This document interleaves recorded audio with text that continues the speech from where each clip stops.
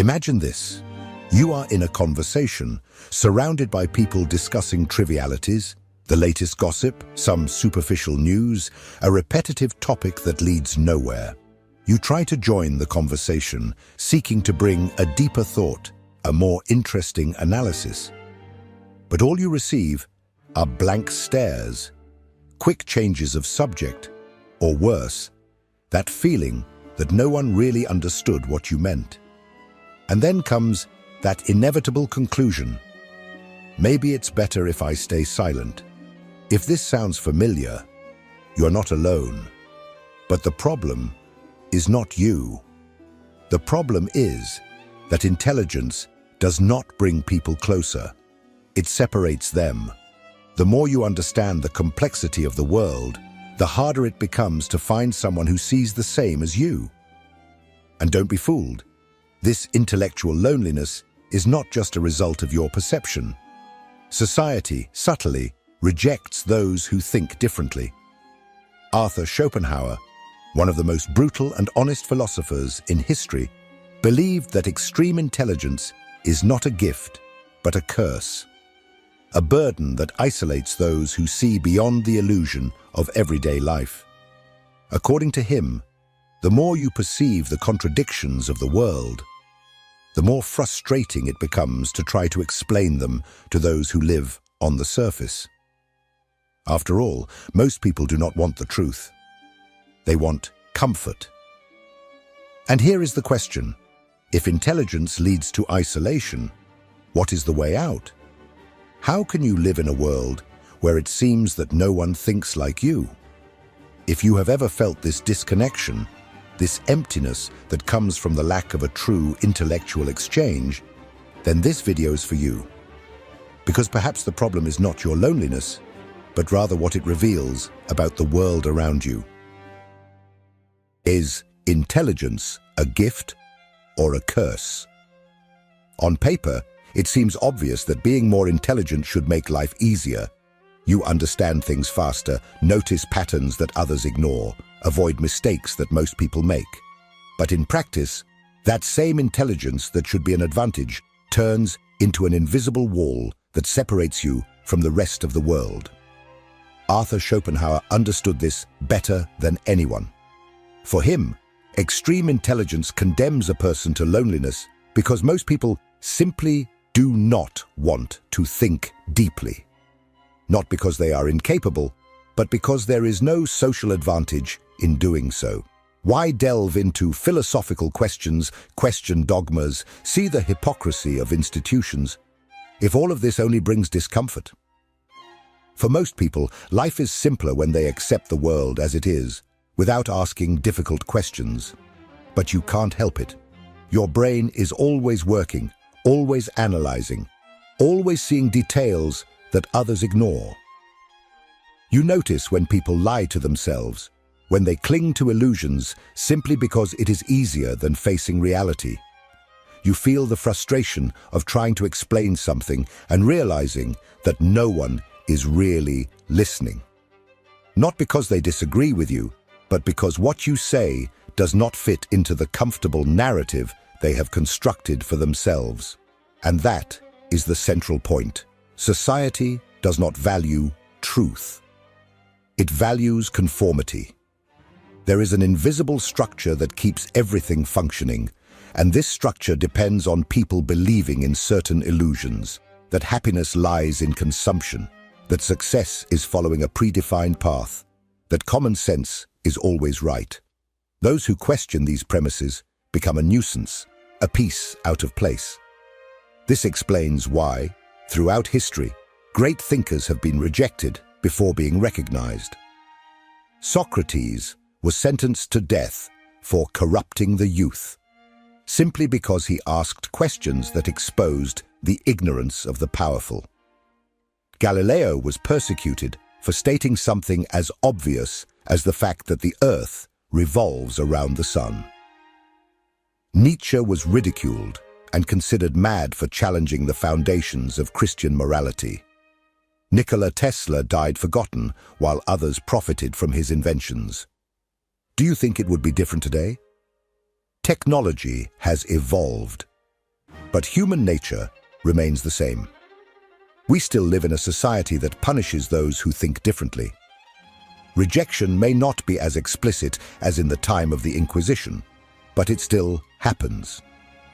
Today, it is social isolation, the feeling of being hard to understand, the difficulty in finding people who truly share your worldview. And this leads us to the central question: is the problem in intelligence or in the world around? Perhaps the true reason for the isolation of the most intelligent is not a lack of social skills, but the fact that, for most people, truth is something uncomfortable.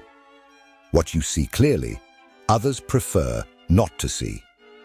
And this voluntary blindness, this refusal to look beyond the superficial, is what creates the barrier between you and the rest of the world.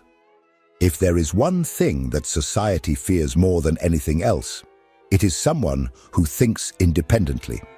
Most people follow an invisible script, repeating prefabricated ideas without ever questioning them. And that is the real reason why intelligence does not bring people closer. It drives them away. Think about it. When you encounter someone physically stronger than you, you might feel admiration. When you see someone wealthier, you may feel envy, but rarely hostility.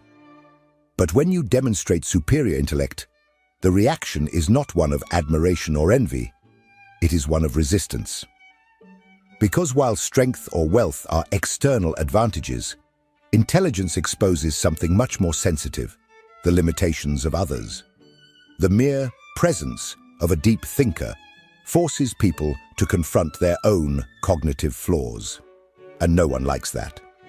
Intelligence acts like a mirror, reflecting what others do not want to see, how limited their beliefs can be, how superficial their conversations have become, how much they live in a cycle of distraction and conformity. And what does a human being do when they feel uncomfortable? They attack or ignore. This explains why the thinker has always been treated as a threat. Schopenhauer understood that society not only rejects those who question its structures, it punishes them. He said that the further someone distances themselves from mediocrity, the more solitary they become, because most people simply do not want to face reality.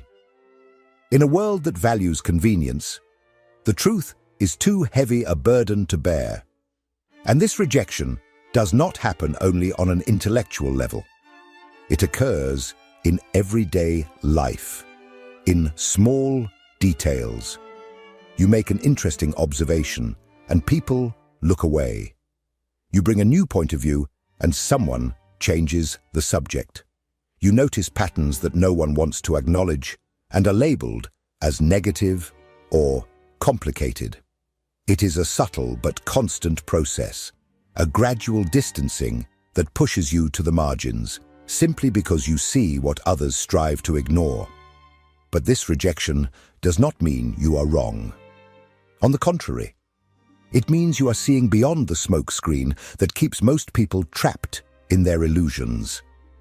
And that is why intelligence leads to isolation. Not because the intelligent choose to be alone, but because the world prefers to push them away. If you have ever felt isolated because of your way of thinking, you may have realized that this loneliness is not always imposed by others.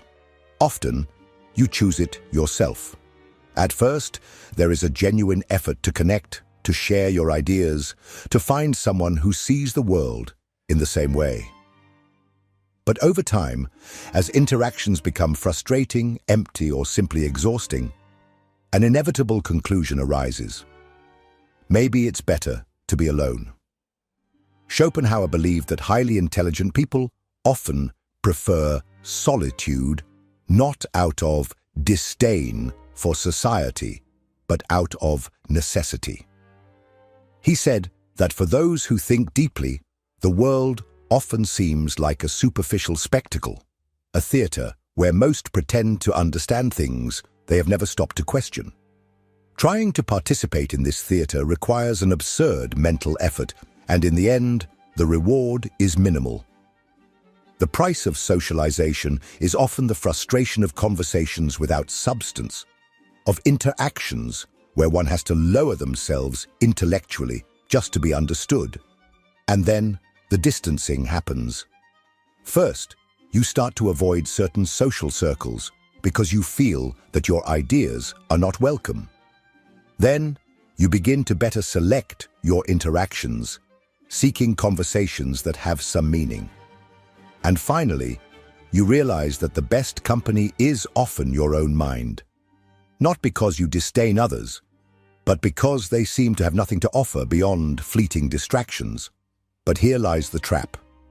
This isolation, which at first seems like a refuge, can quickly become a prison.